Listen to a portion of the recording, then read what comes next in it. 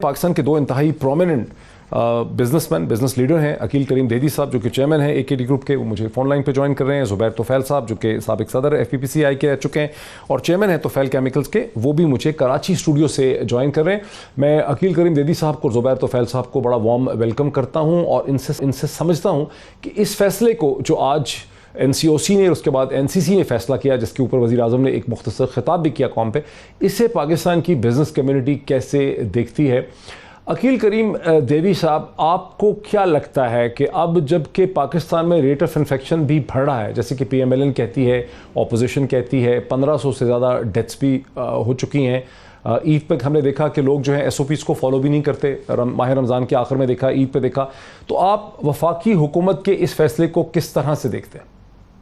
देखें, जो corona issue है सबको पता है, लेकिन आप लॉकडाउन लंबा नहीं चला सकते। आपको लोगों को कारोबार की तरफ लाना है। आप 2 हिट लोगों को नहीं दे सकते। आप सिर्फ अपनी कोऑर्डिनेशन रखें, आप अपने आप को मेडिकल फैसिलिटीज देने के लिए तैयार रखें और लोगों को कारोबार करने दें। लॉकडाउन करके क्या अचीव किया है? ये जितने लोग कोरोना से बचने वाले घरों में बैठे थे, मैंने तो उन्हीं को पॉजिटिव होता हुआ देखा है। बाहर घूमने वाले को तो मैंने कम देखा है। तो मेरा अपना ये ख्याल है कि अब पूरी दुनिया में कारोबार खुलने शुरू हो गए और पाकिस्तान में भी मैं वेलकम करता हूँ। प्राइम मिनिस्टर साहब ने बहुत अच्छा डिसीजन लिया है और इसकी जरूरत थी।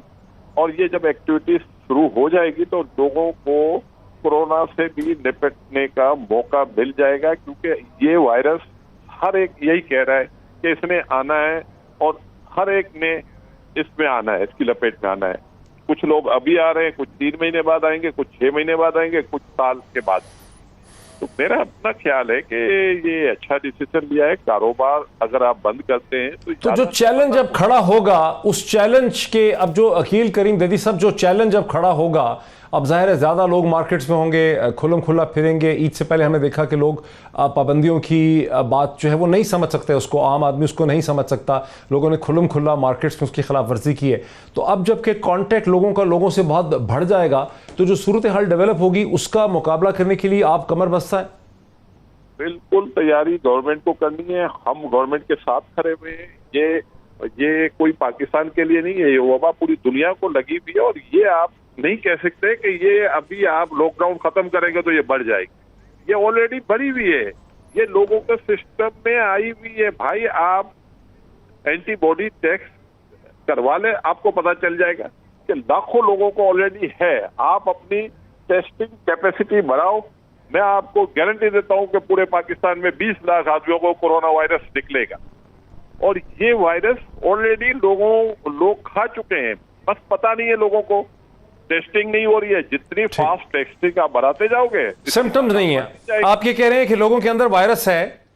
ठीक, मैं समझ रहा हूँ। आप ये कह रहे हैं, व्यूअर्स के लिए मैं बता दूं कि बेसिकली अकील करीम देदी सब ये कह रहे हैं कि वायरस बहुत बड़ी तादाद में 20 लाख 25 लाख पाकिस्तानियों के जिस्म में वायरस मौजूद है। चूंकि आबादी जवान है पाकिस्तान की, इसलिए वो वायरस सिम्प्टोमेटिक नहीं है, उसके सिम्टम्स जो हैं वो नज़र नहीं आ रही। और बात है कि बहुत से डॉक्टर्स और बहुत से जो अपोजिशन के लीडर हैं, बहुत से जो समाजी हल्के हैं, वो खासे परेशान है। ज़ुबैर तोफ़ैल साहब, अकील करीम देदी साहब के तो दफातर बैंक्स की तरह के हैं, फाइनेंशियल किस्म की इनकी है, एक बड़ी पढ़ी लिखी इनकी वर्क फोर्स है।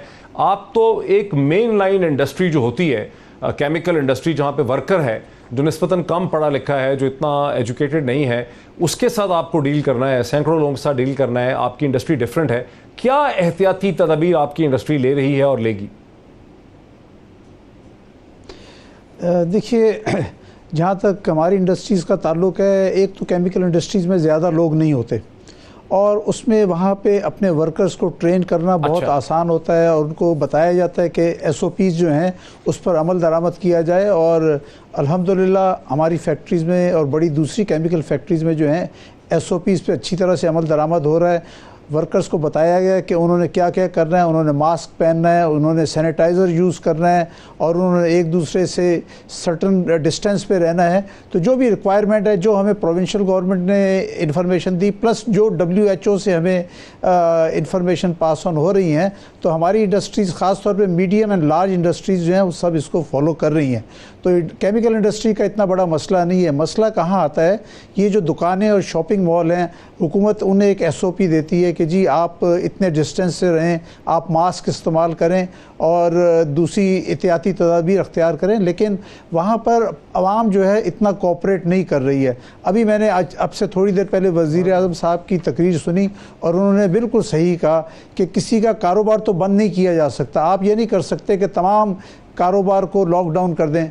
आपको चाहिए कि कारोबार भी चले लेकिन एहतियात भी हो और लोगों की सेहत की भी ख्याल रखा जाए। अच्छा। अब अगर जैसे हुकूमत ने फैसला किया, वज़ीर आज़म साहब ने फरमाया कि सैटरडे संडे बंद रहेगा, बिल्कुल बंद रहना चाहिए और उसके बाद 7 बजे तक का टाइम है, ठीक है, शॉपिंग मॉल दुकानें 7 बजे तक खुलें, लेकिन दुकान अगर खुलती भी है, शॉपिंग मॉल खुलता भी है, तो उनको SOPs पर अमल करना चाहिए। जो भी SOPs, चाहे वो प्रोविंशियल गवर्नमेंट के हो या फेडरल गवर्नमेंट के। मौक़िफ़ को सुन के, आप दोनों के मौक़िफ़ को सुन के मैं ये कह सकता हूँ कि प्राइम मिनिस्टर का जो फैसला है उसे कम से कम बिज़नेस कम्युनिटी के बहुत बड़े हिस्से की सपोर्ट जो है वो शामिल होगी, शायद आवाम के बहुत बड़े हिस्से की भी सपोर्ट शामिल हो। ये और बात है कि पाकिस्तान की जो मेडिकल कम्युनिटी है, जो पब्लिक हेल्थ ऑफिशियल्स हैं और जो अपोजिशन की जमातें हैं, वो बिल्कुल मुतमईन नहीं हैं। वो इसके ऊपर बहुत शदीद रद्द-ए-अमल का इजहार भी कर रही हैं और आज भी हम टेलीविज़न प्रोग्राम्स में उनके नुमाइंदों को देखते रहे हैं।